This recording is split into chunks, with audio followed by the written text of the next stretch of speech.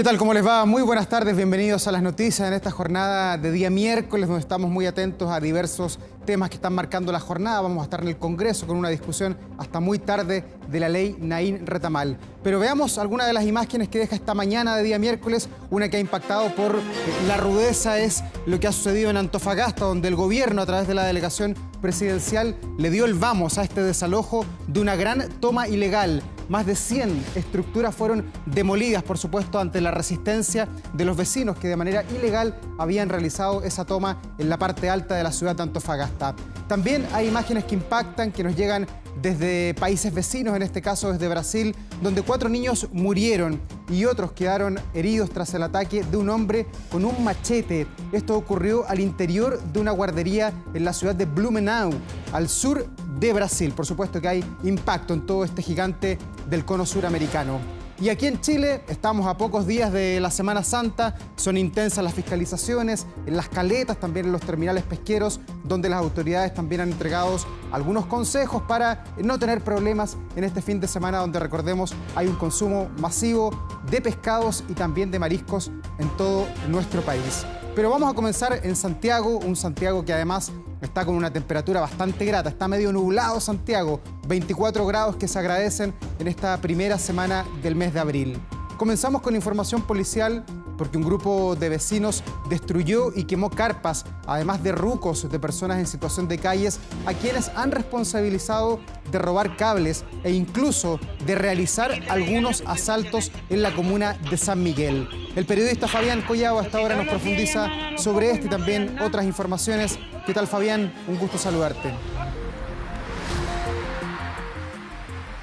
Muy bien, muchas gracias. Igualmente, un gusto saludarte, Daur. Comenzamos con esta información, producto de que los vecinos estaban cansados de la ola de delincuencia que está afectando a la línea Santa Rosa, muy cerca del alcalde Pedro Alarcón, límites de San Miguel con San Joaquín. Ellos nos comentaron durante esta mañana que constantemente han tenido problemas de que al salir de sus casas son asaltados por grupos de personas en situación de calle que están por el corredor de las vías exclusivas de Santa Rosa en ambas direcciones, y que también son estos mismos sujetos los cuales robarían cables desde los postes, tanto cables de luz, cables de telefonía, y por lo mismo, para poder reducir posteriormente el cobre, los conductos de estos dejan sin los servicios básicos a todas las familias que están en los alrededores, tanto por la comuna de San Miguel como también por la comuna de San Joaquín. Esta situación llevaría aproximadamente 5 o 6 meses, según lo que dicen los vecinos, es que han realizado algunas alertas a carabineros, pero que no han sido escuchados y por lo mismo cansados de toda esta situación.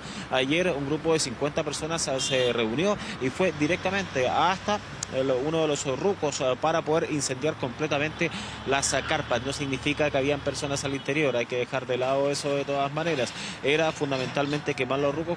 ¿Por qué objetivo? ¿Con qué objetivo? Según lo que decían, para que salieran de ese lugar. Producto de que también los mismos robos de cables de luz les significa que hayan cortes de energía eléctrica, tanto para los vecinos como también para el alumbrado público, y esto da pie o es propicio para los violentos asaltos, incluso que nosotros pudimos observar durante esta jornada cuando estaban retirando la gran cantidad de cables que quedaron abandonados ahí. También algunos estoques, algunos fierros que son modificados como armas que comúnmente decomisa, por ejemplo, Gendarmería, para que se hagan una idea, al interior de las cárceles. Pues bien, eso estaba escondido entre las especies ahí en el corredor del transporte público y que son utilizados en definitiva como armas para poder intimidar a las personas. Le consultamos a Carabineros respecto a posibles denuncias que hayan interpuesto. Ellos dicen que no hay ninguna, al menos en la 12 comisaría de San Miguel, en la 50ª comisaría de San Joaquín, pero los vecinos dicen que ya están cansados y es la gota que rebalsó el vaso durante la jornada de ayer, cuando el suministro de servicios tanto de luz como de internet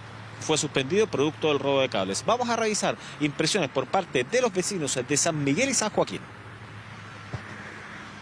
Hacen tirar los cables, pues. Sacan los cables de los medidores, sacan los cables de los semáforos. Aquí hubo la otra vez, atropellaron hasta un choque de carabineros, aquí hubo, ahí vinieron a arreglar el semáforo, tuvimos más de un mes con el semáforo malo. Lo que pasa es que la suciedad que había, dentro uno anda con niños y ellos ahí haciendo, orinando y cosas por el estilo, y es fome, po. Y aparte a los vecinos se les cortaba la luz, donde roban el cable y todo. era fome. Mira, el último tiempo ha sido bien seguido en realidad. De hecho, hasta hace poco los semáforos que están por allá estaban sin funcionar. De hecho, hace muy poquito los volvieron a arreglar. Pero cada cierto tiempo esto ocurre. La gente se cansó y por eso se produjo lo de anoche. Pero ustedes ya hace rato que venían con esto, ¿no? Exactamente, yo creo que ya fácil hace unos 4 o 5 meses.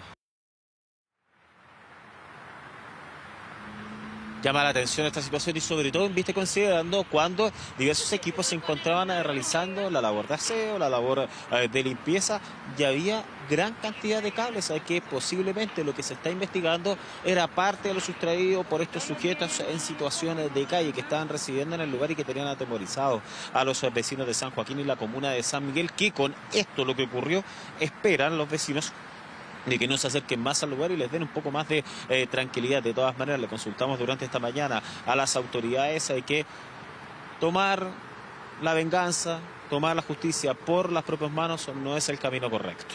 Vamos a revisar otras informaciones. Ahora nos trasladamos a la comuna de Colina, sector de Chicureo. Presten atención a estas imágenes de cámaras de seguridad porque ustedes pueden observar cómo una persona se dirigía a jugar pádel, uno de los deportes más populares en estos instantes en nuestro país, y ahí un grupo de delincuentes ingresó hasta el interior de este recinto donde intimidaron al conductor con armas de fuego, lo sacaron, incluso se ven algunos golpes en contra de la víctima y posteriormente se apoderan de su vehículo para darse a la fuga en dirección desconocida. Estamos hablando en este lugar de pádel que está ubicado en la avenida del Valle en el sector de Chicureo, a raíz de aquellos que Carabineros ha realizado amplias diligencias con el fin de poder encontrar a los responsables, y revisemos declaraciones. Concurren 3 personas en su vehículo particular a las canchas de pádel ubicadas en Avenida del Valle 10.714, sector Chicureo. Momentos que estacionan su vehículo, son abordados por 3 sujetos con su rostro cubierto, los intimidan con armas de fuego, los obligan a bajar y les sustraen el vehículo y se dan a la fuga del lugar. De este procedimiento no resultaron víctimas lesionadas. Entonces no hay víctimas que lamentar, pero de todas maneras los afectados fueron golpeados por estos delincuentes, lo que llama la atención, la desfachatez de las bandas de antisociales, que incluso 2 amigos que iban a jugar pádel y al interior del propio recinto los delincuentes terminaron robando el vehículo. Vamos a revisar otra información de lo que ocurrió durante esta mañana en la comuna de Estación Central. Estamos hablando del desalojo de un cité irregular, el cual está emplazado en calle Wenceslao Sánchez, muy cerca de la Universidad de Santiago.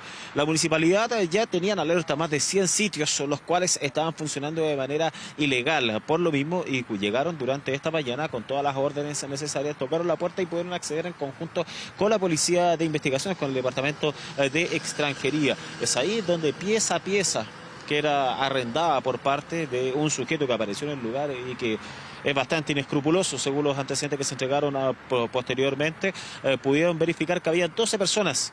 De las 12, 7 estaban de manera irregular. Por lo mismo, esos 7 fueron llevados hasta el Departamento de Extranjería de la Policía de Investigaciones. Y de los 7 había un sujeto que fue detenido por infracción a la ley 20.000 por posesión de drogas, y además de eso había un segundo que tenía un amplio prontuario policial e incluso que tenía arraigo nacional producto de delitos con los cuales ha sido judicializado en nuestro país. En definitiva, según lo que se pudo inspeccionar en medio de esta situación, las condiciones eran insalubres. Además, que los vecinos estaban reclamando constantemente a Carabineros, a la municipalidad, que había venta de droga, diversos ilícitos, también música a alto volumen, que hacía que el buen vivir de las personas de los alrededores fuera obviamente nefasto. De todas maneras, el dueño de este recinto no prestó colaboración, según lo que dijo la municipalidad. ¿Y qué es lo que hicieron? Lo clausuraron. ¿En qué sentido? Que estaba de manera insalubre, además que habían ampliaciones irregulares al interior, incluso estaban subdivididos la luz para cobrar la pieza por pieza.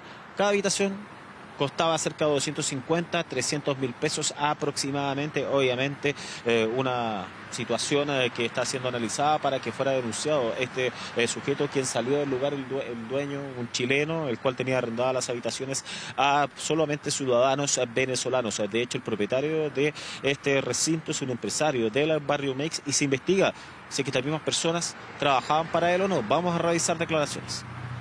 La condición nos lleva, ¿no es cierto?, a intervenir el domicilio se fiscalizaron 2 extranjeros. De esos 2 extranjeros solamente habían 2 en condición de regularidad.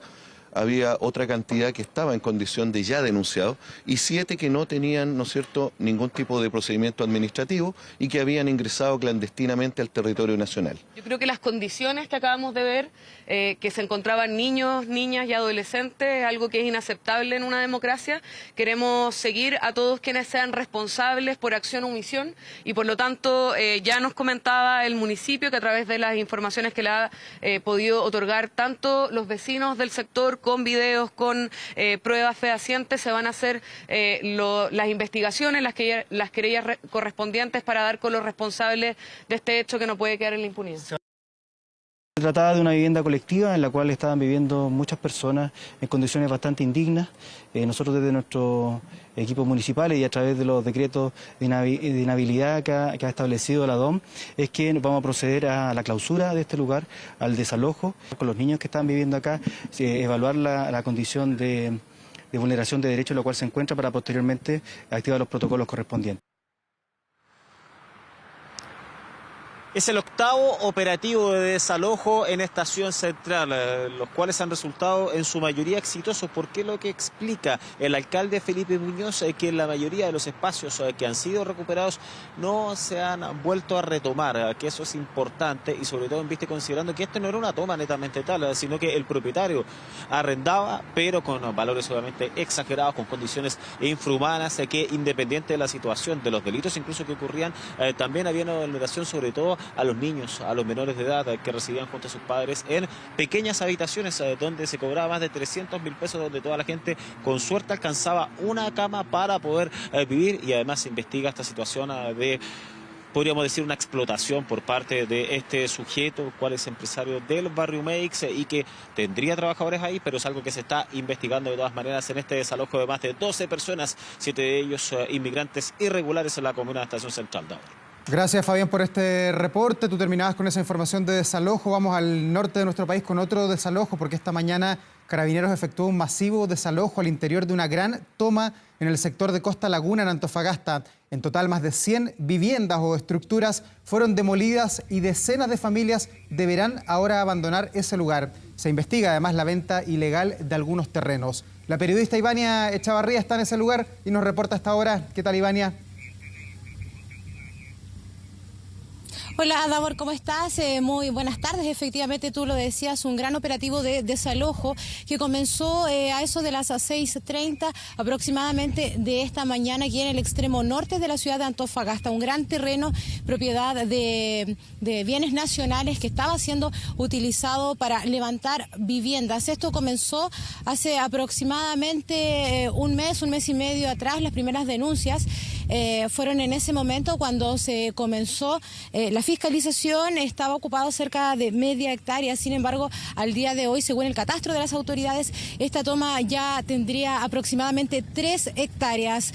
Lo que se ve en imagen en vivo de Hernán Maureira es parte de lo que queda de esta gran toma que se estaba levantando en este sector. Hasta el momento ya son más de 100 las estructuras, entre viviendas y estructuras que han sido desarmadas con maquinaria pesada, y queda prácticamente una o dos que en cualquier momento va a comenzar también la destrucción de lo que está levantado. Vemos personal de Carabineros, vemos maquinaria pesada que se encuentra en este momento en ese lugar, permitiéndole a quienes estaban viviendo ahí terminar de sacar sus últimos enseres para iniciar entonces el desarme de, yo decía, una de las últimas viviendas que quedan en pie. A esta hora todo está bastante tranquilo, pero este desalojo comenzó a eso de las 6:30 de la mañana aproximadamente. En ese momento hubo algunos pequeños incidentes, básicamente de quienes se oponían, por supuesto, a este operativo. 3 personas resultaron detenidas a raíz de esto, un adulto, 2 menores de edad. La verdad es que durante toda esta mañana se ha estado realizando este procedimiento. Es uno que es bastante lento por lo demás, y es que hay que entender que el terreno es irregular. Además, detrás de cada vivienda hay pozos, por lo tanto hay que revisar bien el terreno para poder intervenirlo. No es llegar, por ejemplo, y que pase maquinaria o que pasen vehículos policiales, porque por supuesto se puede generar otra emergencia. Nos decían que cerca de 20 familias eran las que estaban ya viviendo En este sector, si bien eran más de 100 las estructuras que estaban levantadas, cerca de 20 familias eran las que ya estaban viviendo hace por lo menos más de un mes. Ellos en este momento quedan, ellos decían, de brazos cruzados, buscando en el fondo entonces qué hacer, por ejemplo, durante esta noche. Muchas familias con niños pequeños. Conversamos nosotros con quienes fueron desalojados durante esta jornada. Escuchemos. Cuando yo vine temprano, ya estaban botando todos por ese lado del sur. Que estaban desmoliendo todo. ¿Estaba viviendo ya? Acá, ahí está mi familia. Están amontonados mis nietos, arriba igualitos están amontonados los niñitos. Nada, ni una notificación. Recién hoy día vienen de frente con las máquinas a puro tumbar, ni siquiera nos dan chance como para nosotros sacar los materiales. ¿Usted ya estaba viviendo acá? Ya estaba viviendo, ya teníamos más de un mes. Más de un mes ya viviendo con la cama, todas las guaguas. Hemos tenido que ir a dejar la casa ajena porque nos hemos mudado con todas las casas. Pagamos arriendo de 500 lucas. Peor que no nos quieren ni aceptar con las guaguas. Nosotros estamos acá con nuestra comité de vivienda desde febrero. La resolución del comité de vivienda nos salió el 8 de marzo. Jamás nos han informado nada, jamás ha llegado una notificación. Esto es un desalojo arbitrario. Escuchábamos entonces quienes fueron desalojados aseguran que no fueron notificados de este procedimiento. Sin embargo, por parte de las autoridades se ha informado que sí, que ya por lo menos se había venido en 3 oportunidades a fiscalizar y se les había notificado entonces que tenían que hacer abandono de este terreno que es propiedad de bienes nacionales. Según el catastro también precisamente de esta cartera, ellos se aseguran que son por lo menos más de 20.000 los terrenos que ellos tienen identificados, propiedad del Estado, que están en toma, y esto a lo largo de todo el país. Quienes están viviendo o quienes estaban viviendo en este sector aseguran que, por ejemplo, no les alcanza el dinero para poder arrendar aquí en Antofagasta. Por lo demás, hay que decirlo, los precios son bastante altos. Por ejemplo, solamente una pieza tiene un valor cercano a los 300.000 pesos. Es por esto entonces ellos aseguran que optaron por venir a ocupar estos terrenos que estaban vacíos.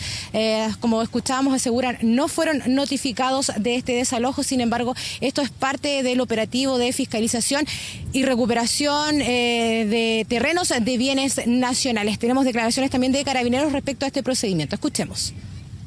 Registramos 3 detenidos, 2 menores y un adulto. 2 de ellos por oponerse a la acción de Carabineros de Servicio y a la acción del desalojo, y 1 por agresión a Carabineros, que consistió en una patada en el sector de la cabeza, pero a raíz de la medida de seguridad, los equipos de seguridad, el personal no resultó lesionado. Durante el desarrollo de esta operación policial hemos recibido la denuncia de aparentemente parte de los ocupantes de estos terrenos, una denuncia por estafa, en atención a una venta ilegal de estos terrenos. Esta información ya fue puesta a disposición del Ministerio Público, quien dispuso a nuestra sección especializada OS9 que avance con la diligencia investigativa de la especialidad. Escuchábamos declaraciones de Carabineros, quienes hablaban entonces de estas 3 personas que fueron detenidas, y son precisamente quienes vivían en esta vivienda que todavía queda en pie y donde ya vemos que comienza a moverse maquinaria para lo que es el desarme. Es un adulto, 2 menores de edad, el dueño de casa, sus 2 hijos, quienes fueron detenidos entonces, 2 por oponerse al operativo que se estaba llevando a cabo, y el tercero entonces por agredir a un carabinero. Es una situación bastante compleja. Yo decía, durante esta mañana se registraron estos incidentes pequeños afortunadamente, pero a esta hora ya todo bastante tranquilo. Las familias han estado entonces ya sacando sus enseres de estas estructuras que habían levantado y donde, como escuchábamos, algunos llevaban ya más de un mes viviendo. Este terreno es bastante complejo, es un terreno muy arenoso, por lo tanto levantar una vivienda también acá es complejo y por supuesto también es peligroso. Tenemos declaraciones también de la ministra de Bienes Nacionales y de la delegada presidencial. Escuchemos. Que la gente ejerza los derechos y los recursos, sean administrativos o judiciales. Al no producirse eso, recuperamos el terreno a través de una resolución que emite la delegación presidencial. Nosotros estamos realizando acciones para ir detrás de estas personas que lucran, digamos, con los sueños y las esperanzas de las personas. Evidentemente todos sabemos que hay una situación a lo largo de todo el país que tiene una extensión muy grande. Hay ocupaciones de más de cerca de 20.000 terrenos, ocupaciones en terrenos fiscales. Por supuesto, estas responden a distintas situaciones, a distintas necesidades. Algunas responden a la necesidad habitacional y ahí la respuesta viene con la política habitacional, pero hay otras que no tienen nada que ver con la necesidad. Y para enfrentar eso, primero es muy importante actuar a tiempo, actuar antes de que estas ocupaciones se consoliden. Escuchábamos entonces declaraciones de autoridades respecto a estos operativos de desalojo. Escuchábamos también sobre estas denuncias por venta de terrenos. Esto ya está en manos del OS9, quien está investigando entonces los valores por los que se dice se cobraba. Era entre 600.000 pesos y 1 millón aproximadamente por acceder a uno de estos loteos. Vemos entonces en imágenes en vivo de Hernán Maureira como ya la maquinaria comienza entonces movimiento personal de Carabineros resguardando el perímetro a un costado, parte de quienes vivían en este inmueble, y comienza entonces el trabajo de desarme de esta vivienda, una de las últimas que quedaba de pie y donde por lo demás corresponden precisamente las personas que fueron detenidas durante esta mañana. Nosotros hablábamos con la madre de ellos, ella nos comentaba que su hijo se había levantado, ya se iba a ir al colegio cuando ve Carabineros y maquinaria entonces que comienzan este desalojo, y es ahí cuando se enfrentan con las imágenes entonces de esta maquinaria ya trabajando, una bandera chilena por supuesto, y el desarme de esta vivienda, la última que queda en pie aquí en este terreno en el extremo norte de Antofagasta. Nos despedimos, Davor. Claro, Iván, y solamente para complementar y colocar las cosas en contexto, esta demolición de estas casas, más de 100 casas, se puede realizar porque el terreno es fiscal, porque el Estado es el propietario de este terreno y por eso la misma fuerza del Estado se pone al servicio de desocupar este terreno. Usted ve allí Carabineros, Vialidad y todo el aparataje público, a diferencia de lo que pasa con un privado que cuando le toman el terreno tiene que iniciar una larga vía judicial a menos que haga una denuncia antes de las 12 horas de la primera toma. De allí la discusión de la ley de usurpaciones que está a esta hora todavía en el Senado, en la Comisión de Seguridad con su primer trámite constitucional. Que estés bien, Ivania. Volvemos a Antofagasta en caso de que la situación la amerite. Y vamos precisamente al Congreso, donde probablemente también la ley de usurpaciones va a tener algún grado de urgencia en el futuro, por lo menos varios parlamentarios lo han solicitado. Lo cierto es que hoy la noticia convoca a la Cámara de Diputados, que va a votar en su tercer trámite el proyecto de ley Naín Retamal. Esto luego de que el Gobierno y el Senado anoche, bien tarde, llegaran a un acuerdo sobre el artículo polémico ese de la defensa legítima privilegiada. A prueba de dignidad, en todo caso, dice que podría ir al Tribunal Constitucional. Poirot Escobedo a esta hora nos profundiza sobre lo que pasó anoche, Poirot, hasta muy tarde, bien de madrugada, y también lo que han sido las tratativas de esta jornada. ¿Qué tal? Sí, ¿qué tal, Davor? Un tema que ha estado en la palestra ya hace más de una semana, un proyecto que genera polémica y que finalmente, después de 10 horas de debate y pasada la madrugada, tal como tú señalabas, se logra un acuerdo entre el gobierno y la oposición, los senadores también del socialismo democrático, pero no así a prueba de dignidad. Hablamos de este proyecto de ley Naín Retamal, que establece en términos generales lo que es un estatuto general para la protección de policías, funcionarios policiales, ya sea Gendarmería, Carabineros o la Policía de Investigaciones, y que en definitiva ha generado toda esta polémica por esta idea de la legítima defensa privilegiada. Finalmente este concepto se acotó, tiene un respaldo en este caso del gobierno y también de la oposición, y que se restringe puntualmente a lo que remite al Código Penal, que es lo que quería la derecha, en eso cede el gobierno, y lo que quería en este caso el Ejecutivo, en lo que lograron quizás imponer cierta parte del criterio, fue poder acotar los términos en los cuales se entiende la legítima defensa privilegiada exclusivamente a los casos en los cuales un funcionario, ya sea en razón de su cargo o cumpliendo con sus funciones, tenga que en este caso hacer uso de su arma de servicio por medios de la fuerza en este caso u otros medios y esto también para evitar situaciones que pudiesen significar o afectar gravemente su integridad física o de un tercero. Así lo digo textual para que no haya espacio a ninguna duda de cuál fue el texto aprobado, que finalmente, insisto, tuvo respaldos transversales del Senado, pero no así de apruebo dignidad. ¿Qué es lo que piensa el oficialismo en la Cámara de Diputadas y Diputados? Lo revisamos a continuación. Se mantiene la voluntad de ir al Tribunal Constitucional. Estamos revisando todavía en detalle lo que votó el Senado, pero es una voluntad que creemos hay que mantener. Principalmente porque si bien se le hicieron ajustes que, como digo, todavía estamos revisando, consideramos que todavía tiene falencias que podrían dañar el debido proceso. Sí, estamos estudiando el camino y debemos contarles que nosotros ya estábamos estudiando ese camino desde mucho antes. Tenemos un texto avanzado porque nos habíamos puesto en el peor de los casos por la forma en que se estaba tramitando esto, ya no veíamos que esto se veía bien, por lo tanto, anticipándonos a eso, ya tenemos texto adelantado desde antes y ahora solamente lo estamos afinando. Yo creo que ellos deberían reflexionar, a lo mejor no han masticado todo lo que pasó anoche y yo espero que durante la mañana o antes de tomar esta decisión ellos puedan de alguna manera reflexionar que lo único que esto haría es agudizar una situación que está viviendo la ciudadanía y que están viviendo Carabineros y que ellos esperan el respaldo de toda esta Cámara.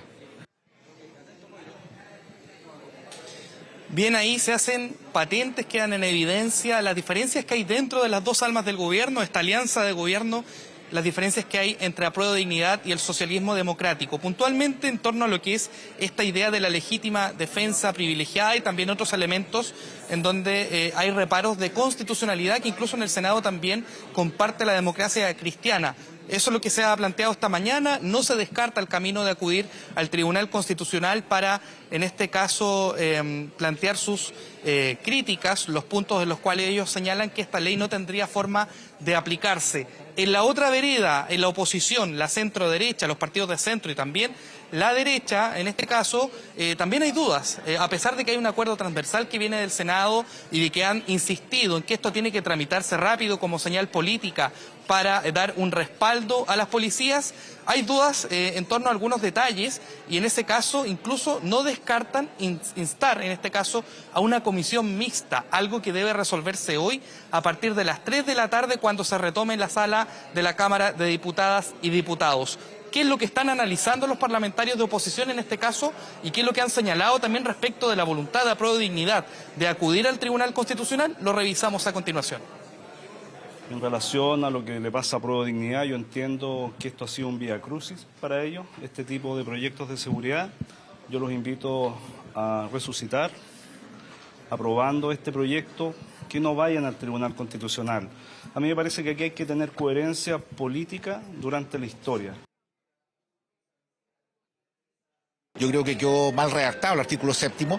El recto, creo que hay artículos que efectivamente mejoran la ley, como colocar a las Fuerzas Armadas dentro de este tema.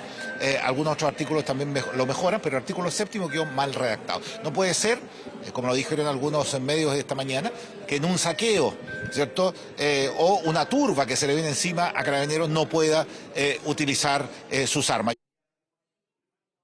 Evidentemente, siendo que lo que se aprobó en la Cámara de Diputados no es lo mismo que nos devuelve el Senado, tenemos que nosotros analizar en profundidad los cambios que ha presentado el Senado y ver si es que efectivamente corresponden a esta consigna que nos hemos planteado, entregarle las mayores herramientas y la mayor protección a nuestros carabineros en el ejercicio de sus funciones.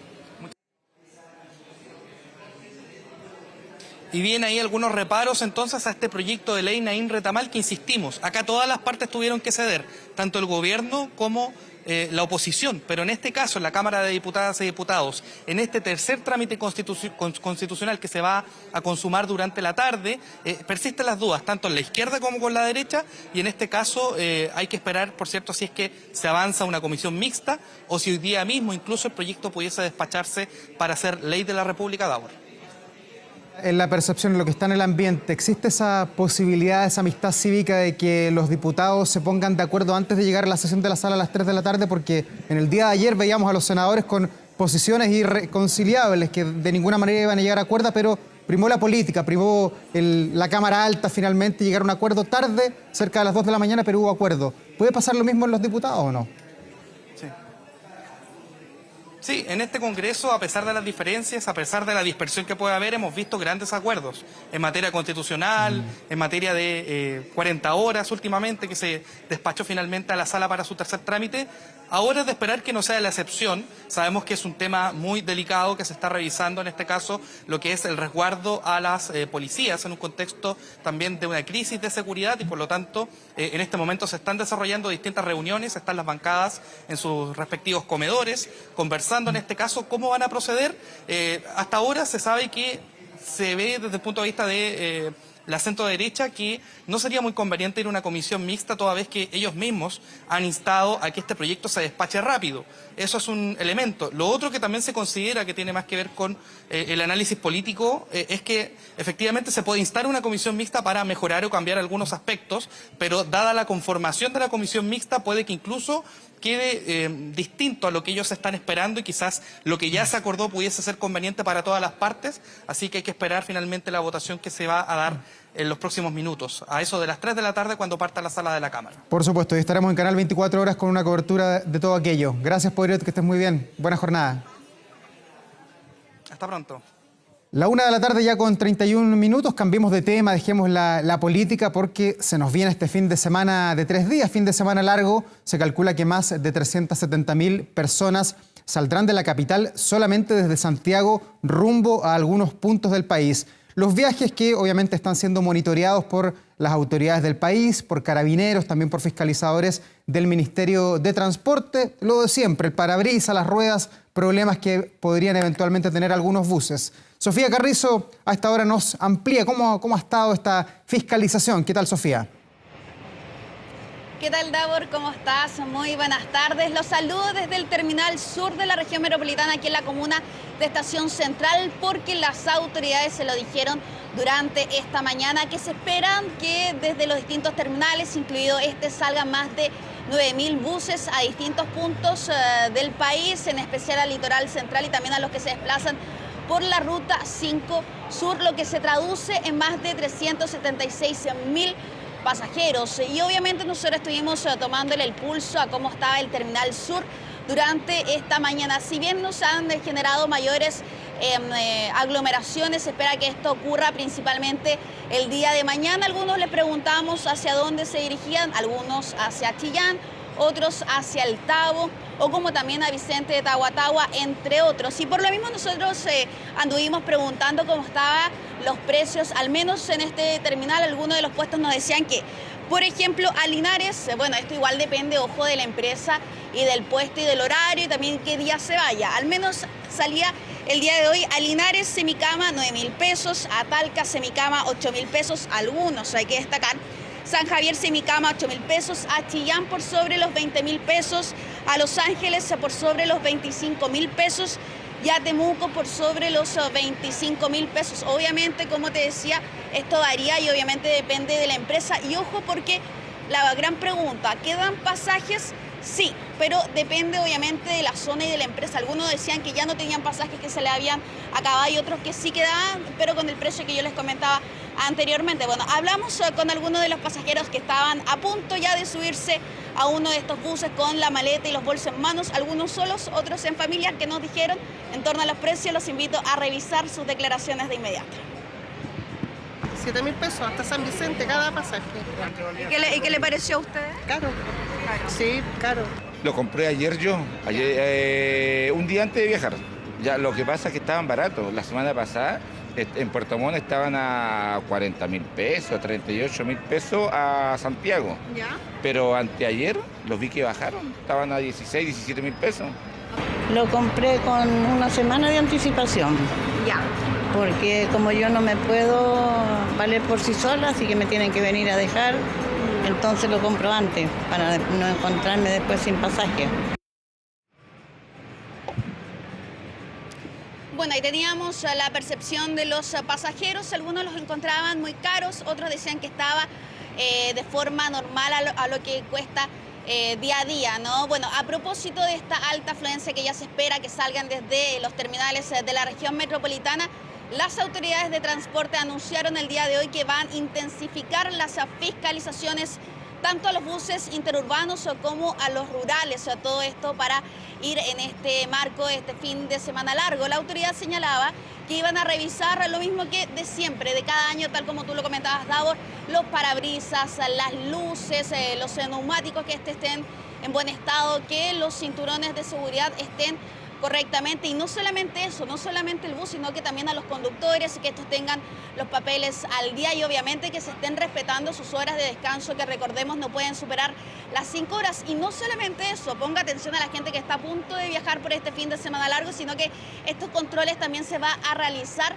a los mismos pasajeros. ¿Por qué? Para ver si es que están utilizando sus cinturones de seguridad, y en caso de que lo pillen le pueden cobrar una multa que es de una UTM, es decir, aproximadamente 62.000 pesos. Eso al menos por el lado de transporte, que al menos durante este año ya suman aproximadamente más de 40.000 los pasajeros fiscalizados en torno a estos controles, donde se han cursado más de 370 infracciones, entre ellas por el no uso del cinturón de seguridad. Y eso al menos por el lado de transporte, porque ¿qué pasa con Senda? Porque ellos están implementando obviamente el programa Tolerancia Cero, donde dijeron que se van a controlar a más de 5.000 conductores con alcotest, que es en específico donde se distinguen 2 categorías, bajo la influencia del alcohol y también en estado de ebriedad, y también narcotest, que sabemos que van a medir el consumo de cannabis, cocaína, anfetamina, entre otros, donde van a realizar una fiscalización un 20% más que un fin de normal. Tenemos declaraciones, los invito a revisarlas. A los buses se les fiscaliza no solamente su documentación, también el estado de algunos de sus elementos más críticos, como los neumáticos, parabrisas, ¿verdad? Y nos preocupamos también, muy importante, de que los cinturones de seguridad estén debidamente dispuestos. Y un tema relevante acá son los descansos. Los conductores no pueden conducir más de 5 horas seguidas sin tener un descanso. Por supuesto que si conduce no puede consumir alcohol ni otras drogas. Si algún familiar o amigos han consumido, no lo deje conducir. Queremos contarles que este fin de semana vamos a realizar 5.000 controles, que son un 20% más de lo que hacemos en los fines de semana habituales. Es lo que corresponde. Esperar que mis colegas y todos los funcionarios salgan como corresponde y que haya un buen fin de semana largo para todos. Claro, le escuchábamos también por parte de un conductor que durante esta mañana se realizó estos muestras, ¿no?, de alcotest y narcotest, donde obviamente salió completamente negativo, que estaba apto para viajar correctamente. Bueno, fiscalización que se está realizando aquí en el Terminal Sur de la región metropolitana, obviamente para ir verificando para que todas estas personas, los miles de pasajeros que van a salir de la región metropolitana en el contexto de este fin de semana largo, lleguen sanos y salvos a sus destinos. Así que, tal como lo comentaba la autoridad, a las personas que van a consumir alcohol, a no manejar, a entregar las llaves, y también si se siente muy cansado, tampoco manejar, obviamente, para no poner en peligro la vida de ellos, de la familia, y también la de las otras personas que estarán circulando por las carreteras del país. Y por lo mismo, para seguir fiscalizando aquello, Carabineros también estuvo presente durante esta mañana, donde dijeron que iba a haber un despliegue de más de 1.900 efectivos en las carreteras del país, y también 42 tenencias de la institución para ir controlando y evitar que se cometa cualquier accidente, donde recordemos que el año pasado lamentablemente hubo 20 muertes a nivel nacional, Davor. Gracias, Sofía, por este reporte. Seguramente va a seguir incrementándose el movimiento en diversos terminales conforme nos vamos acercando al Viernes Santo. Mañana debería estar lleno ya el terminal de Santiago. Gracias por este reporte, que estés muy bien. Bueno, y seguimos con temas de este fin de semana, de la Semana Santa, porque ya son muchas las personas que están abasteciéndose de pescados y también de mariscos. De hecho, esta mañana los pasillos del mercado central ya estaban con muchos compradores. Costaba caminar. Muchos de ellos decían, bueno, cotizamos, pero los pescados están caros, como se repite en cada año, en cada Semana Santa. Dani Linares a esta hora nos entrega más antecedentes. ¿Qué tal, Dani? Sí, ven, hay modificaciones de precios, detectaban algunos, otros destacando lo barato, ¿no?, que se puede encontrar aquí en el mercado central, pero lo cierto es que hay de todo y a buen precio y buena variedad también de diferentes productos que se entregan, muchos de ellos fileteados, al gusto del consumidor. Como lo pidan, pueden ser recibido también aquí el producto, el lugar hasta donde llegó el propio ministro de Agricultura para poder testear, ¿no?, en terreno qué está ocurriendo con los precios, sobre todo para poder entregar recomendaciones, cuáles elementos utilizar, poder ir reemplazando. Por ejemplo, sabemos que por temporada el limón está un poquito caro y es un acompañante ideal para el pescado. ¿A cuánto está? Esta se llama Maltona. ¿Ya? A 4.000 y la otra a 3.000. A 3.000. Esa es la 3.000. ¿Las dos se pueden hacer fritas o no? Obvio. Ahí está, mira, lo tenemos para que lo mostremos ahí en la cámara. La pescada grande, 4.000. A 3.000. Ya. Y esta grande que se llama Maltona. A 4.000. Fresca. Fresca con su agalla. Sí, todo fresco, fresco. Vamos a revisar las declaraciones de las autoridades, como les comentaba, mientras tenemos ahí en imágenes uno de los especies, ¿no?, que están disponibles para todos los clientes acá. Encontramos muchos puestos con choritos pequeños y a 1.500 pesos, maltón en torno a 2.000 pesos, lo mismo la almeja, la merluza chilena, al igual que la lisa y otros pescados entre 3 y 5.000 pesos, como bastante razonable. Es importante que los consumidores elijan las mejores opciones de precios, al mismo tiempo contraten y compren estos productos en el comercio establecido, que sea reconocido, que tengan buenas condiciones de higiene y que lo más importante también tengan los precios a la vista.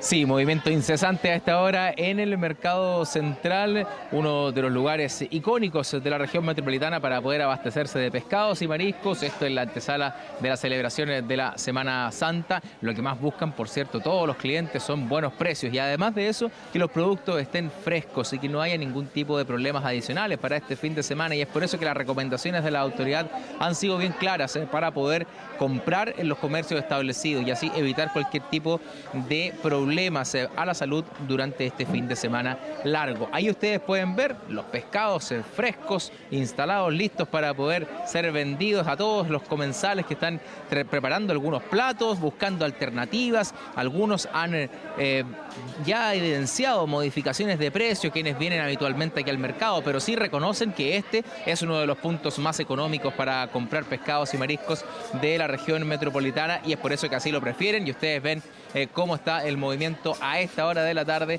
donde la verdad que no cabe ni un solo alfiler dentro del mercado central, con toda la demanda de público por buenos pescados y mariscos. Precios hay para todos los gustos, para todos los bolsillos también, va a depender de lo que tengan pensado preparar. Conversamos con algunas personas que están aquí en búsqueda de sus pescados, mariscos, con preparaciones también para el fin de semana. Los invito a revisar esas declaraciones. Yo llevo reineta ahora. Cuesta 5.800, como 200 pesos menos. Bueno y barato. ¿Qué anda buscando usted? Yo allá paseo mariscal, almeja, macha, chorito y pollo. Y unos pollos y unas pinzas de jaiba para echarle al mariscal. El jueves vine estaban a 3.000 a 3.500 el pescado, por ejemplo. Y ahora ya está a 4. ¿Qué tiene pensado para este fin de semana? ¿Algo especial para comer? Sí, pescado frito, ceviche, esas cosas. Bueno, el ajetreo, las compras, abre el apetito, ¿no? Estamos en el mercado central, ¿por qué no degustar uno de los platos? Aquí tenemos, por ejemplo, un salmón y tenemos también, veo, aquí viene llegando de la mano de Fabiola, además, la propietaria de este emprendimiento Océano del Mar al Paladar. Por favor, Fabiola, toma asiento conmigo para que nos cuentes un poquito de lo que tenemos aquí en la mesa y lo que pueden disfrutar también quienes vienen al mercado durante este fin de semana. Sí, no, primero que nada, buenos días, invitarlos a todos a disfrutar de nuestros pescados y mariscos frescos. Están todos certificados por Seremi de Salud, Serna Pesca, etcétera. Y acá yo les muestro la pailita marina tradicional, que esa solamente vale 5.000 pesos. 5.000 pesos. 5.000. Y acá el salmón con agregado, es el salmón a la plancha, que el salmón lo puedes pedir frito, a la plancha, a la mantequilla, al vapor, a tu gusto. Este vale 10.900 pesos. 10.900 pesos con agregado. Puedes pedir 2 o 3 agregados, surtir los agregados como arroz ensalada, arroz chilena, papas mayo chilena, papas fritas, todo a tu gusto. Perfecto, entonces para los que quizás no son tan hábiles en la cocina, pueden venir y aprovechar de consumir los pescados, mariscos, directamente del mercado, bien fresquito todo para que aquí lo puedan degustar. Yo me quedo aquí ustedes porque hora de almuerzo, así que nos quedamos aquí también invitados a venir al Mercado Central, a los restaurantes, a Océano, que nos atiende hoy, y por cierto, a también consumir pescado y mariscos frescos y en lugares certificados, eso sí, para evitar cualquier tipo de problema para la salud. Nos vemos, que estén muy bien. Por supuesto, se ve de perilla ese plato, la pailita y con un poco de vino blanco, ¿por qué no a esta hora? Gracias, Dani, que estés bien. Y vamos de inmediato a otro tema, algo menos grato, nos vamos al sur del país porque en la ciudad de Curanilahue, la PDI allanó 3 viviendas vinculadas al brazo armado de El Mentolato, líder de una banda dedicada al robo de madera. El operativo dejó 5 detenidos y además se incautaron armas, munición y drogas. Felipe Jara nos informa hasta ahora desde el Biobío. ¿Qué tal, Felipe? Un gusto saludarte. Hola, ¿cómo están? Muy buenas tardes. Claro, se trata de un operativo que se ha manejado con bastante hermetismo por parte de la Policía de Investigaciones, pero que, como tú muy bien lo decías, terminó con la detención de 5 personas, todas en principio vinculadas al delito de robo de madera en la provincia de Arauco, pero no solo eso, sino que además estarían directamente relacionadas y de hecho forman parte así lo ha confirmado la Policía de Investigaciones, del brazo operativo, el brazo armado de Rodrigo Ormeño. ¿Quién es esta persona? Estamos hablando de El Mentolato. Recordemos este sujeto que fue detenido el 4 de octubre del año pasado en la provincia de Arauco y que es sindicado por las autoridades, también por la Fiscalía y la Policía como uno de los líderes del delito de robo de madera en la provincia de Arauco. Como se lo decía yo, esta persona fue detenida por Carabineros en octubre del año pasado, fue formalizado por el delito de sustracción de madera cuando esta ley recién estaba entrando en funcionamiento y meses después en un operativo que se estuvo realizando durante la jornada del día de ayer y durante la mañana de hoy, la Policía de Investigaciones allanó 3 domicilios y terminó con la detención de estas 5 personas, que además dentro de ellos habrían familiares directos de Ormeño, es decir, de El Mentolato. Estamos hablando de que entre los detenidos estaría su pareja, una hija también y un yerno de esta persona. Todos fueron capturados por personal de la Policía de Investigaciones de estos 3 allanamientos que se realizaron, en los cuales además se pudo incautar diverso tipo de armamento. Estamos hablando de armas cortas, armas largas, también diferentes tipos de municiones que tienen que periciarse para establecerse, porque dentro de estas municiones también habría algunas que son de características de municiones de guerra, por ejemplo. Además, entre todas estas pertenencias que fueron incautadas, habían placas patentes, falsas evidentemente, también chalecos antibalas, inhibidores de señal, también granadas del tipo lacrimógena, droga también, forman parte de todos estos elementos que fueron allanados entonces en estos 3 domicilios en donde se capturó a el brazo operativo, el brazo armado de El Mentolato, esta persona que lidera, de acuerdo a lo que han señalado las autoridades, el delito del robo de madera, al menos en la provincia de Arauco. Yo los quiero invitar a que pasemos a escuchar declaraciones de la Policía de Investigaciones respecto de este operativo que se concretó durante la jornada del día de ayer y la mañana de este día miércoles. Dio cumplimiento a distintas órdenes de entrada y registro, donde se detuvieron a 5 personas y se incautaron diversas especies, tales como droga, armamento de distinto calibre, munición también de distinto calibre y otras especies producto de distintos ilícitos. Se desarticuló el brazo operativo de una organización criminal dedicada a la sustracción de madera que la lideraba un sujeto apodado Mentolato. Claro, hay que señalar que este operativo se desarrolló en la comuna de Curanilahue, en 3 sectores que son en los cuales actuaría preferentemente este grupo. Estamos hablando de los sectores de San José de Colico, Los Ríos y también en Las Tomas. Desde el gobierno anunciaron que van a sumarse también a las acciones, van a presentar querellas en contra de estas personas. Tenemos reacciones también de las autoridades en relación con este importante operativo que se desarrolló durante la jornada del día de hoy. Los quiero invitar a que pasemos a escuchar esas declaraciones. Banda criminal, específicamente la banda del conocido Mentolato, que también está ya detenido previamente, pero de todas maneras esto es algo que va a avanzar en la investigación y en los procesos, que son los procesos que se vienen a continuación. Volver a decirlo, acá hay una muy buena labor de las policías de poder seguir desarticulando estas bandas. Que no solo con la fuerza se iba a lograr mejorar las condiciones de seguridad de los habitantes de la provincia de Arauco. Se requería una mirada integral, una acción integral, y la persecución del delito, la acción de la policía era importantísima. Por lo tanto, enhorabuena que puedan tener éxito estas investigaciones y esperamos que la paz, que la tranquilidad retorne a la provincia de Arauco. Sí, ¿qué va a pasar con estos 5 detenidos? 3 hombres y 2 mujeres quedaron ya a disposición del Juzgado de Letras y Garantía de Curanilahue. Se prevé que durante la tarde se pasen a control de detención y posterior formalización de cargos. Son distintos cargos y distintas causas, por lo tanto, de acuerdo a lo que se nos ha dicho desde el Poder Judicial, van a ser 3 audiencias en las que se van a desarrollar en el juzgado para formalizar a estas 5 personas. Nosotros, por supuesto, vamos a estar muy atentos a lo que van a hacer esas audiencias, las medidas cautelares que va a solicitar el Ministerio Público y, por supuesto, la conclusión de estas 3 audiencias que se van a desarrollar durante la tarde del día de hoy respecto de estos 5 detenidos en la provincia de Arauco. Gracias, Felipe, por este informe. Que estés muy bien. Buenas tardes. Internacional. Ya estamos en el estudio junto a Andrea Aguilar con todas las informaciones del mundo. No todo pasa en Estados Unidos, también hay noticias acá en América Latina. ¿Cómo estás, Andrea? Bienvenida. ¿Cómo estás, Davor? Muchas gracias. Partimos con una noticia realmente brutal en Brasil. Un ataque de un hombre con un hacha dejó al menos 4 niños muertos al interior de una escuela y otros 5 más heridos. Recordemos además, Davor, que esto no es ajeno a lo que está pasando en Brasil. La semana pasada, hace un par de días, también reportábamos el caso de una profesora que había sido acuchillada por uno de los estudiantes. Se está volviendo prácticamente un problema para las autoridades en los colegios de este país. La policía informó del ataque en la ciudad de Blumenau, que está ubicada en el estado del sureño de Santa Catarina.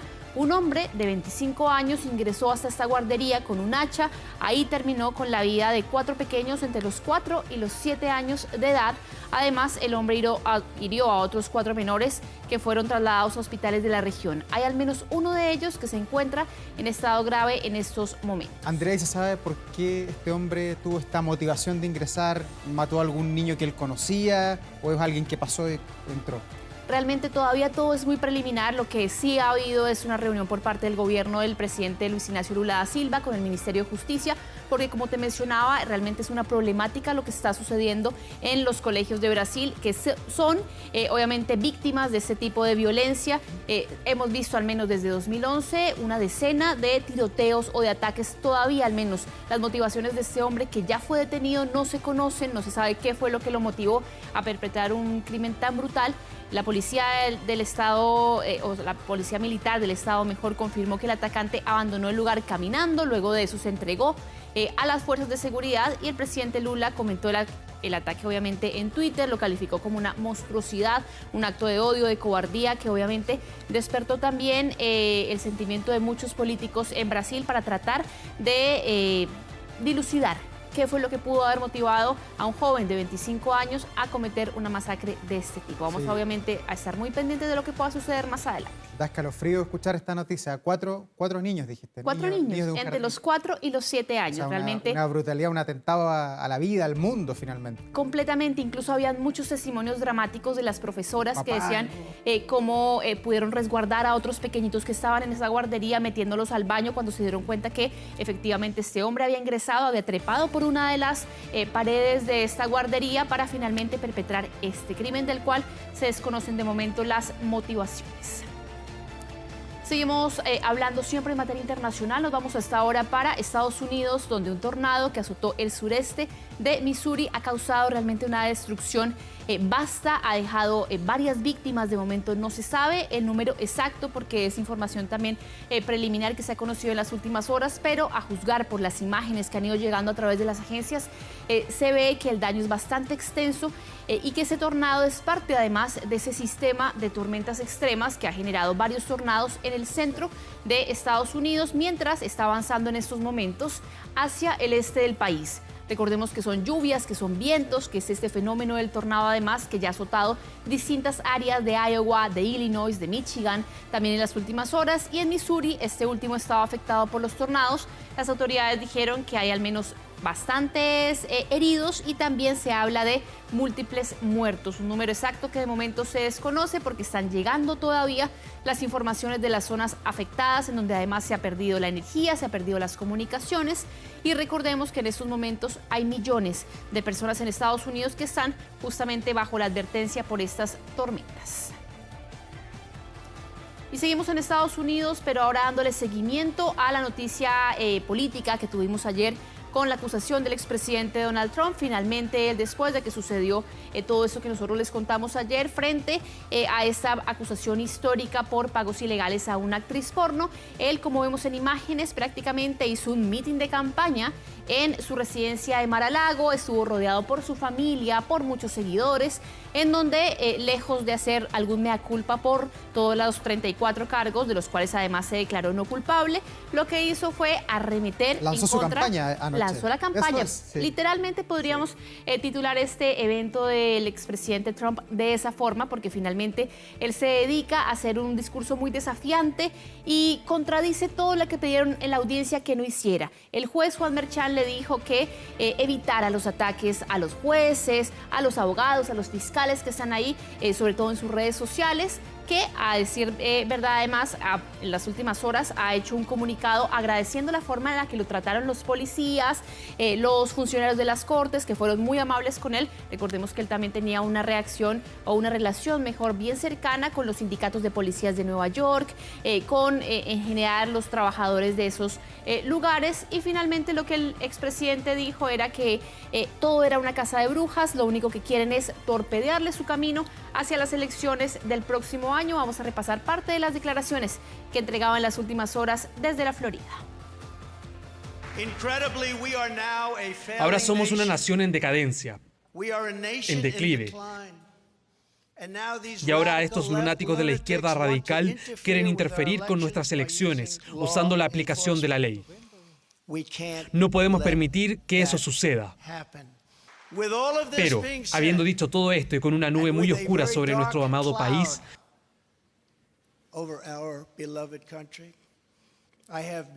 no tengo ninguna duda de que haremos que Estados Unidos vuelva a ser grande. Bueno, prácticamente su lema de campaña desde 2016, lo mencionábamos fuera de cámaras, parece que no le pasaran los años ni los procesos judiciales. Realmente se veía muy entero, muy lleno también de vitalidad después de lo que había sucedido durante esa jornada, arropado obviamente con sus seguidores y con la vista puesta en 2024, que es cuando él finalmente va a poder consolidar, si bien puede ser su retorno a la Casa Blanca, pero al menos en este momento lo que se sabe es que todo este escándalo de la acusación no lo margina de ninguna forma de lo que es la carrera presidencial. Andrea, ¿y qué es lo que viene ahora? Ayer fue lo que conocemos en Chile como el control de detención, se le dieron los cargos, quedó sin medidas cautelares, por ponerlo en términos chilenos, se fue para su casa. ¿Cuándo vuelve a sentarse en el banquillo de los acusados? Él vuelve a tener esa imagen el próximo 4 de diciembre. Hay que anotar bien esas fechas porque eso nuevamente vamos a ver entonces todo lo que vimos el día de ayer en materia de la acusación. En algún momento los abogados del expresidente Trump le dijeron al juez que no fuera necesario que el expresidente fuera porque era muy costoso para la ciudad asumir el costo de que él en materia de seguridad tuviera que trasladarse, pero el juez fue claro y dijo que él tiene que volver porque él está vinculado al proceso por muy alto cargo que tenga. Y también lo que viene en el proceso es un poco las mociones que va a tener que presentar la defensa del expresidente Donald Trump. Tienen plazo de hacerlo hasta el próximo 8 de agosto y la fiscalía, los jueces, tienen plazo de responder esas mociones hasta el día 19 de septiembre. Van a ser, Davor, cerca de 65 días de investigaciones intensas, de revisar todas las pruebas detrás de esos 34 cargos y ver si finalmente vamos a ver al expresidente Donald Trump enfrentando un juicio en plena campaña presidencial del próximo año. Mientras tanto, nos vamos ahora hacia Oriente Medio, porque al menos 14 personas resultaron heridas y más de 300 fueron detenidas en lo que fue una redada de la policía israelí al interior de la mezquita de Al-Aqsa en Jerusalén. Los disturbios se registraron durante el mes sagrado musulmán, que es el Ramadán, y en vísperas de la festividad de la Pascua judía. La policía israelí dijo en un comunicado que las unidades de seguridad se vieron, dicen ellos, obligadas a ingresar en una sala de oración después de que las personas se habían atrincherado dentro de la mezquita después de las oraciones nocturnas. Existe además un acuerdo de que los fieles no pueden permanecer en la mezquita durante la noche. La violencia provocó además enfrentamientos graves en Cisjordania, ataques desde y hacia la Franja de Gaza y también obviamente temores de una mayor escalada de este conflicto entre Palestina e Israel.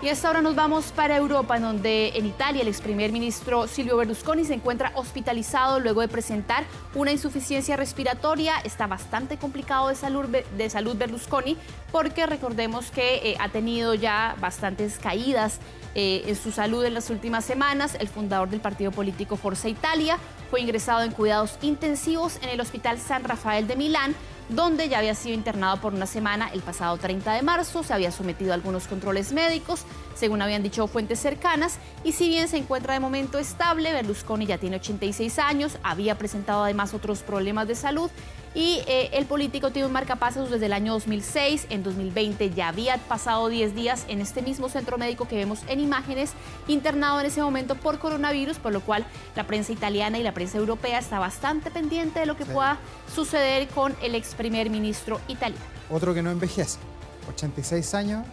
Claro, se ve igual, pero al menos mucho más enfermo que cuando estaba en el poder, sí está, al menos eso lo diferencia del expresidente Donald Trump.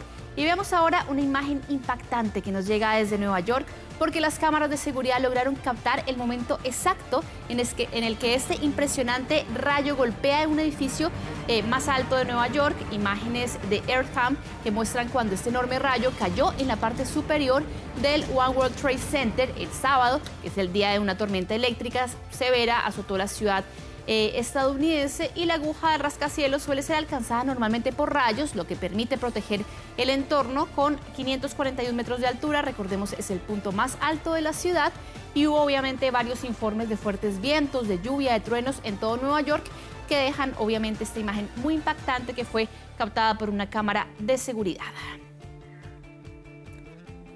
Y vamos ahora con otra imagen, porque Davor, yo creo que tú ya estás preparado para este evento. No sé si te llegó la invitación, pero al menos la familia real ya publicó cómo va a ser la invitación a la coronación del rey Carlos. La tenemos acá, esta imagen, en donde además... Es una pieza de arte, la vi en la mañana, preciosa. Claro, efectivamente. Y aparte, el rey Carlos tuvo que esperar casi 70 años para poder hacer esta invitación.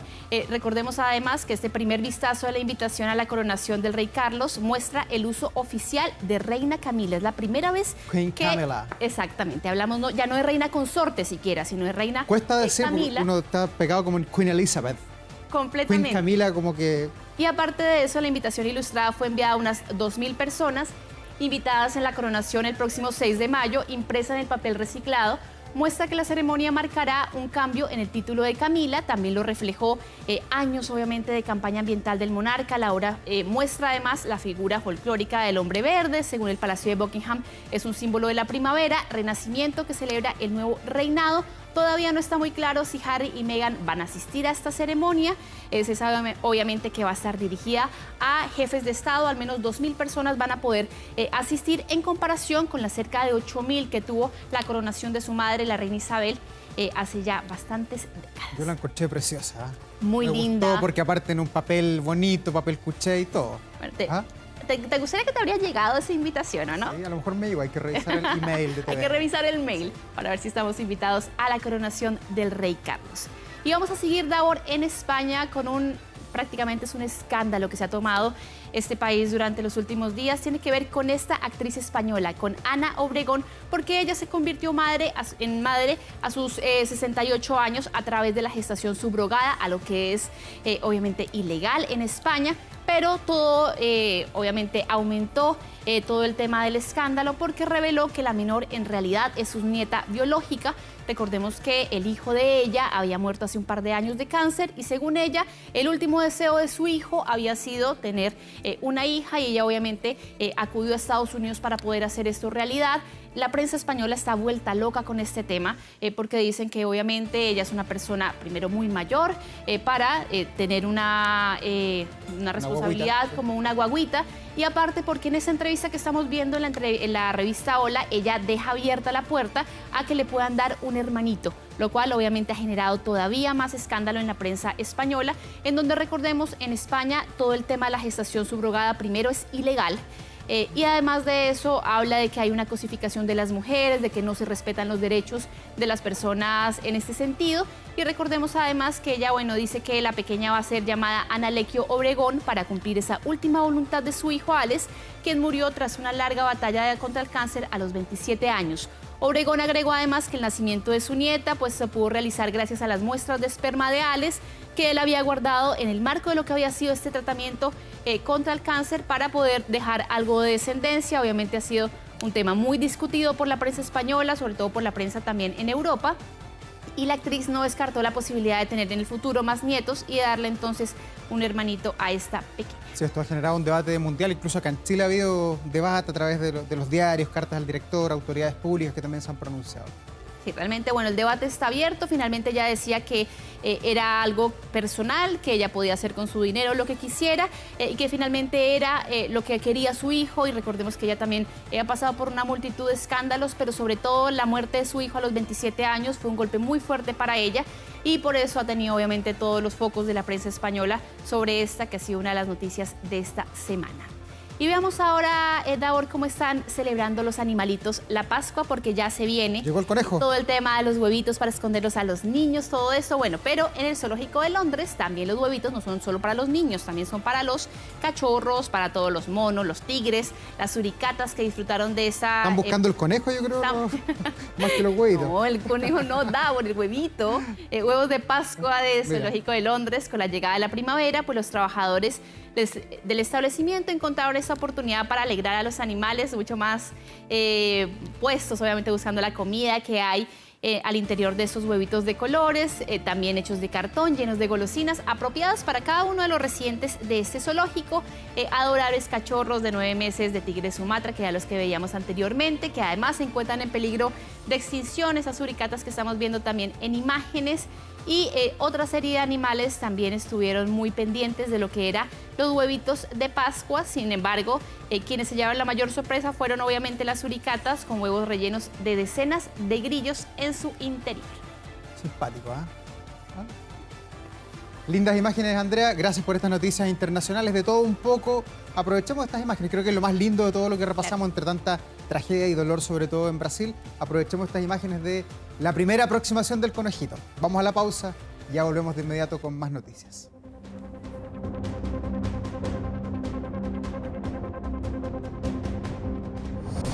Ya volvimos con 24 tarde. Ya estamos de regreso con más noticias para contarles que en prisión preventiva quedó un gendarme que hoy fue formalizado por el femicidio de su expareja el pasado domingo en la ciudad de Parral. Durante la audiencia se reveló además que horas antes del ataque la víctima había denunciado otra agresión sexual por parte del acusado. Mónica Mejías nos amplía a esta hora sobre este tema. ¿Qué tal, Mónica?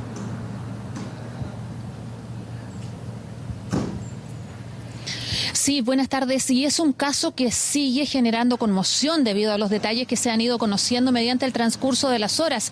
De hecho, hoy, en la formalización de cargos contra el presunto agresor, se supieron algunos detalles también de lo que fue tanto el ataque como también una situación sufrida horas antes de esta situación que terminó con la vida de Marcela la madrugada del domingo acá en Parral. Esta persona habría interceptado en su vehículo a la mujer horas antes, a eso de las 10 de la noche del sábado. La increpó por algunas situaciones y luego con sus manos tomó su rostro y le dio un beso a la fuerza. La mujer en ese instante inmediatamente se fue a Carabineros y puso la denuncia por la situación que había ocurrido. Y esa situación es constitutiva también de otro delito por el cual también fue formalizado hoy día este gendarme de 36 años. Entonces, por femicidio y también por abuso sexual. Escuchemos qué nos dice el fiscal Nelson Riquelme y también los padres que estuvieron en la audiencia escuchando atentamente y en un completo silencio los detalles que se iban entregando respecto a este femicidio que terminó con la vida de Marcela. Hay un sinnúmero de diligencias que hay que desarrollar en este periodo de 5 meses que se otorgó de plazo de investigación. Entre ellos hay muchos peritajes que se encuentran pendientes.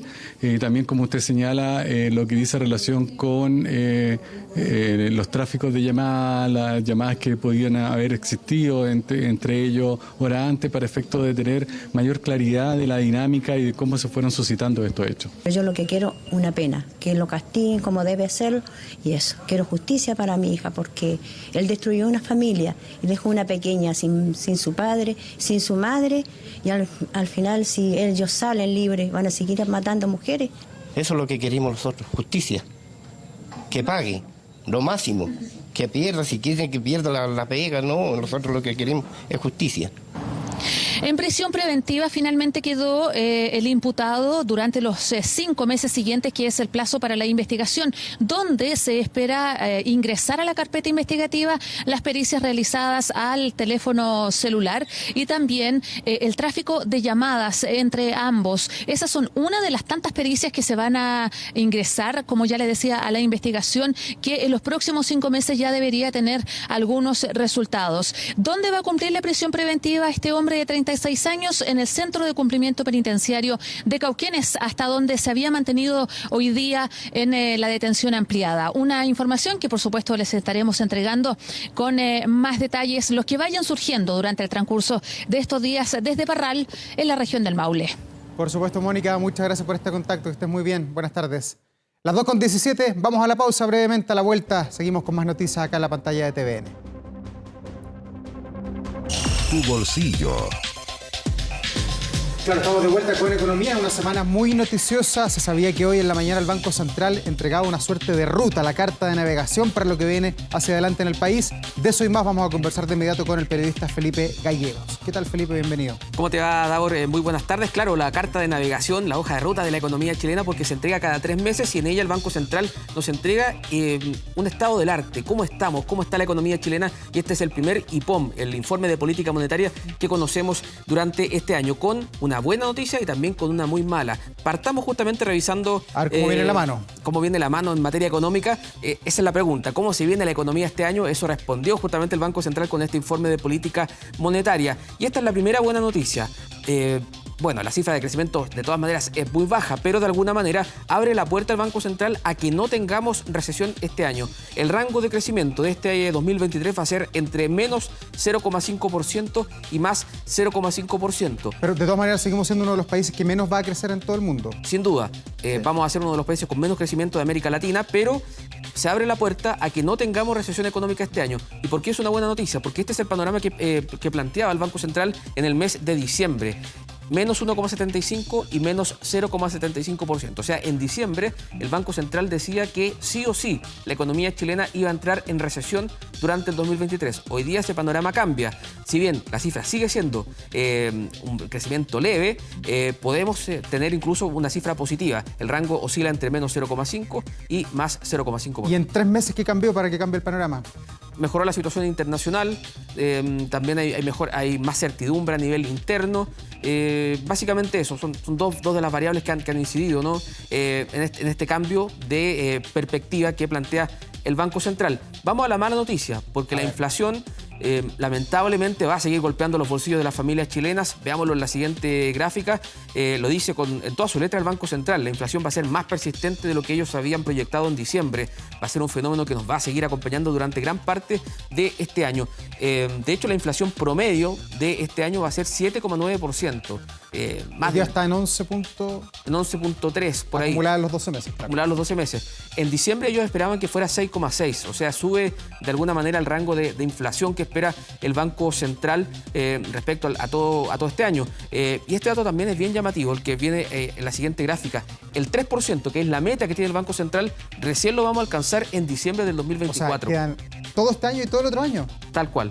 Todo este año. Pero el ministro Marcel, yo creo que tenía una visión distinta sobre esto. La visión del ministro Marcel es que la inflación va a ir bajando y que los 2 dígitos los vamos a superar en mayo. Por ahí coincide un poquito con el Banco Central. El problema es que el Banco Central dice que la meta recién la vamos a alcanzar en diciembre del 2024. O sea, estira de alguna manera esta inflación que sería más persistente. Y que mañana tiene un capítulo importante. Mañana conocemos la inflación de marzo. 8 de la mañana vamos a conocer el dato de inflación de marzo, un mes que siempre tiene es un mes caro, digámoslo así, porque hay hartos contratos que se reajustan y por eso es que el mercado espera que sea sobre 1% ese dato de inflación. Y veamos la siguiente gráfica de este IPOM, que tiene con algunos mensajes que da el Banco Central en este informe, que sigue el efecto del exceso de gasto. Ellos atribuyen que esta inflación ha sido más persistente en parte por el exceso de liquidez que tuvimos el año pasado, con los retiros, también con los IFE. La inflación alta persiste, pese a que ellos ya detectan que hay una baja en el precio de los alimentos y también en el precio de los combustibles. Sigamos avanzando también en la siguiente estación, que se vincula todo esto al aumento del costo de la vida, a la mayor inflación. Las tasas de interés van a permanecer altas y también ellos alertan que esta inflación puede tener efectos, por ejemplo, en la morosidad de los hogares chilenos. Eso también es un dato preocupante que plantea el Banco Central en este informe. Se observa también un alza en los créditos hipotecarios y también... Que ya están caros, además. Claro, están caros porque esto se vincula a que si sigue alta la inflación va a seguir subiendo la unidad de fomento. Eso es lo que proyecta el Banco Central y eso genera un efecto al alza en los créditos hipotecarios y también en las personas más pobres. Porque claro, muchas veces sube el costo de la vida, pero los sueldos, los salarios no suben a la par y eso de alguna manera golpea justamente el bolsillo de las personas de los segmentos más vulnerables de la sociedad. Escuchemos declaraciones por parte de la presidenta del Banco Central y también el análisis que hizo hace solo unos minutos nada más en el Palacio de la Moneda el ministro de Hacienda. 3% no se ha consolidado aún. Y mientras sigan niveles por sobre esa cifra, la tarea del Banco Central no estará completa. Reducir el exceso de gasto y lograr que la inflación vuelva a la meta de 3% es prioritario si queremos que nuestra economía logre soportar adecuadamente los efectos de un deterioro más significativo. La inflación total seguirá reduciéndose en los próximos trimestres para, de acuerdo con nuestras proyecciones, volver a cifras de un dígito dentro del segundo trimestre. Sin embargo, eso no significa que el problema inflacionario se haya resuelto, ni menos que la convergencia esté asegurada. Vamos a tener un año bastante más estable en materia de actividad y que mirando lo que ha sido la evolución de los trimestres anteriores, claramente la mayor caída de actividad se produjo en el tercer trimestre del 2022, o sea, ya hace prácticamente 6 meses. Junto con eso, es cierto, ha incorporado diferencias de inflación respecto de lo que eran sus proyecciones. Tiene para fines de este año una proyección muy similar a la que tenía el mercado, me parece que es de 4,6%. Pero estas grandes cifras de la economía tienen también su correlato en la economía de carne y hueso y particularmente con algo que vamos a tener en los próximos días y que de hecho ya se está observando. Depende de cómo se porte cada uno, lo vamos a tener. Claro, porque tiene que ver particularmente con la venta de huevitos de Pascua.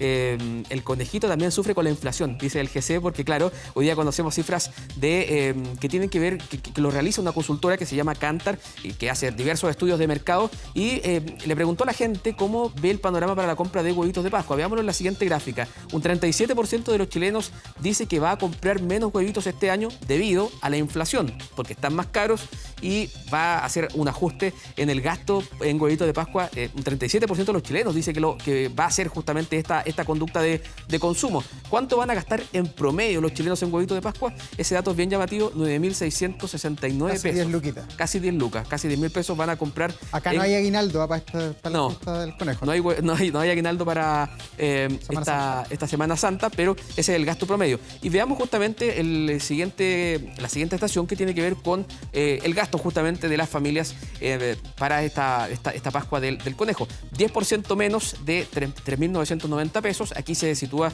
la gran mayoría, ¿no? En un 35% van a gastar entre 4.000 y 7.990 pesos, el 27% entre 8.000 y 11.990 pesos y apenas el 15% de los chilenos va a gastar entre 12.000 y 14.990 pesos en comprar huevitos de chocolate, que es una tradición justamente de estas fechas. Le consultamos a la gente cómo se ve el panorama para esta Pascua de Resurrección. ¿Van a comprar más o menos huevitos de Pascua que el año pasado? Y esto fue lo que nos dijeron.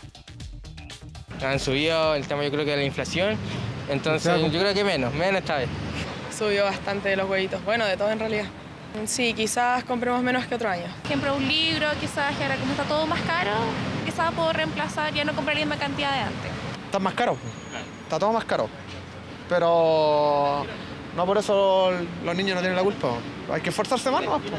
A pesar de la restricción presupuestaria que hemos visto durante este año, los hogares chilenos seguirán destinando parte de su presupuesto a lo que son los huevitos de chocolate. Y desde Kantar estimamos que el gasto promedio de un hogar chileno será de 10.000 pesos para esta categoría. Claro, entonces se van a seguir vendiendo, las familias en rigor van a seguir comprando huevitos de Pascua, pero se restringe un poquito el consumo debido a esta inflación, cayendo un 37% según estas cifras. Y al cierre, contarte también en materia económica, noticias importantes que vienen desde el Congreso, porque sigue avanzando el proyecto que reduce la jornada laboral a 40 horas, de las actuales 45 hasta 40 horas. Quedó a un paso nada más de ser ley, porque durante esta jornada la Comisión de Trabajo de la Cámara de Diputados aprobó mayoritariamente los cambios que venían desde el Senado, así que ahora solamente le queda un trámite legislativo. Se espera que en los próximos días la Sala de la Cámara de Diputados vote este proyecto que ha tenido una extensa tramitación, pero está a un paso nada más de ser ley la reducción de la jornada laboral de las actuales 45 a 40 horas semanales. Claro, y Felipe, para entender bien esto, con las señales que han dado hasta ahora los diputados y las diputadas, el proyecto se estaría aprobando y se transformaría en ley. No hay vuelta con eso. Sí, se estaría aprobando, tiene un respaldo mayoritario, eso también lo vimos en el Senado. Sí, claro. Prácticamente transversal, salvo por ahí una abstención. Lo mismo se espera que ocurra en la Cámara de Diputados, así que nada más es cosa de un trámite legislativo para que se reduzca la jornada laboral hasta 40 horas. Acuérdate también que el gobierno tiene la meta de que sea ley antes del 1 de mayo, que se conmemora el Día Internacional del Trabajador. Claro, que esté en el fondo promulgado. En una de esas, el mismo presidente Boric lo promulga, si es que es ley, el 1 de mayo. Claro, esa es como la meta que aspira el gobierno justamente para marcar este hito también en materia laboral. Gracias, Felipe, que estés bien. Que te vaya bien, buenas tardes. Las 2:34, vamos a una pausa pequeñita a la vuelta, estamos con toda la información del deporte, no se vaya. La tarde con 59 minutos, estamos de regreso, pero para despedirnos acá en las noticias, pero nos vamos a ir con un clásico, uno de los buenos clásicos de ayer y hoy. Los escucha, los conoce seguramente, el grupo ABBA.